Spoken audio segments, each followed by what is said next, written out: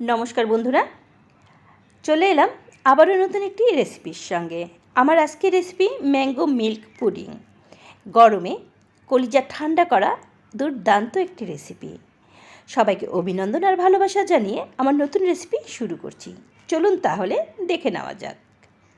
এখানে আমি পাকা আম নিয়ে নিয়েছি 3টি। এবারে আম আমি ছিলে নেব আর ছোট ছোট টুকরো করে নেব। তবে সব আম এখান থেকে নিচ্ছি না, আমি এখানে 1 বাটি আম ছোট ছোট টুকরো করে নিয়েছি।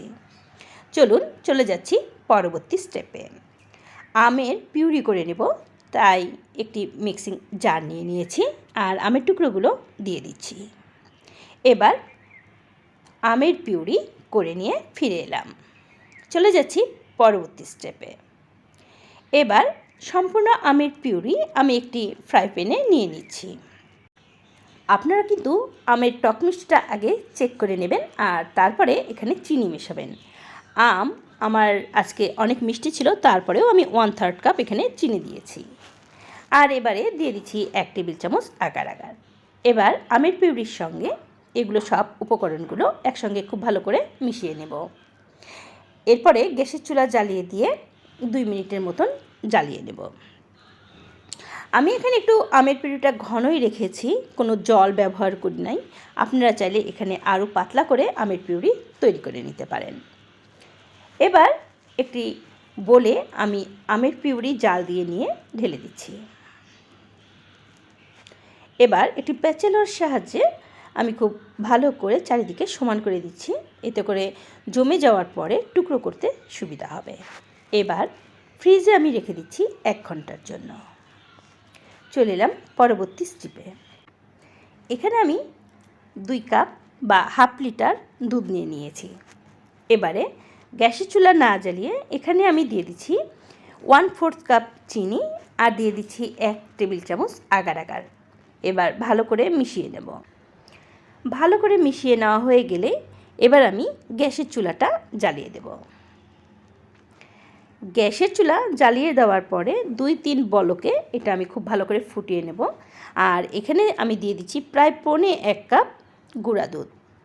গুঁড়া দুধ দিলে দুধটা ঘন হয় আর খেতেও টেস্ট হয়। আর গুঁড়া দুধ দেওয়ার কারণেই কিন্তু আমি চিনিটা এখানে কম দিয়েছি। আপনারা আপনাদের টেস্ট অনুযায়ী চিনি বাড়িয়ে কমিয়ে দিতে পারেন। ব্যাস 2-3 বলক ফুটিয়ে নেওয়া হয়ে গেছে। এবার আমি গ্যাসের চুলাটা বন্ধ করে দুধ নামিয়ে নেব। অনেকটাই কিন্তু দুধ ঘন হয়ে গেছে। চলে যাচ্ছি এবারে পরবর্তী স্টেপে। আমি ফ্রিজ থেকে আমের পিউরিটা বের করে নিচ্ছি আর এটা কিন্তু খুব ভালোভাবে সেট হয়ে গেছে। এবার আমি টুকরো টুকরো করে কেটে নিচ্ছি। যারা আমার ভিডিওটিতে এখনও একটি লাইক দাওনি, প্লিজ ভিডিওটিতে একটি লাইক দিয়ে দেখার অনুরোধ রইল।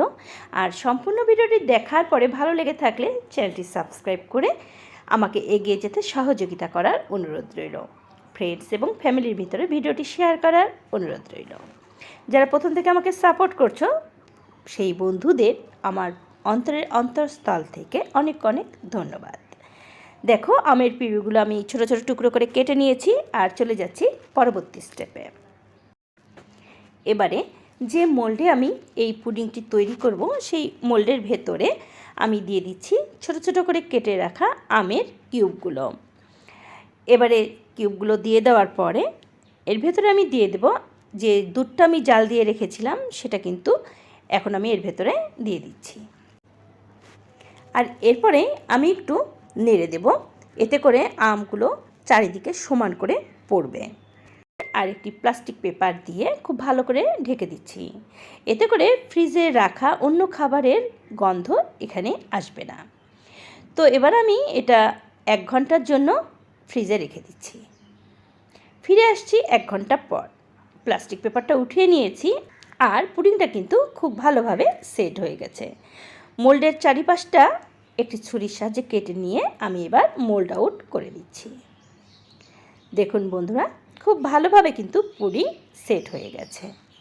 এবার আপনার পছন্দ মতন আপনি পিস করে নিলেই কিন্তু পরিবেশনের জন্য একদম রেডি। আমার আজকের ম্যাঙ্গো মিল্ক পুডিং আপনাদের কেমন লেগেছে অবশ্যই একটি কমেন্ট করে জানাতে ভুলবেন না। ভালো থাকবেন, সুস্থ থাকবেন। সম্পূর্ণ ভিডিওটি দেখার জন্য ধন্যবাদ।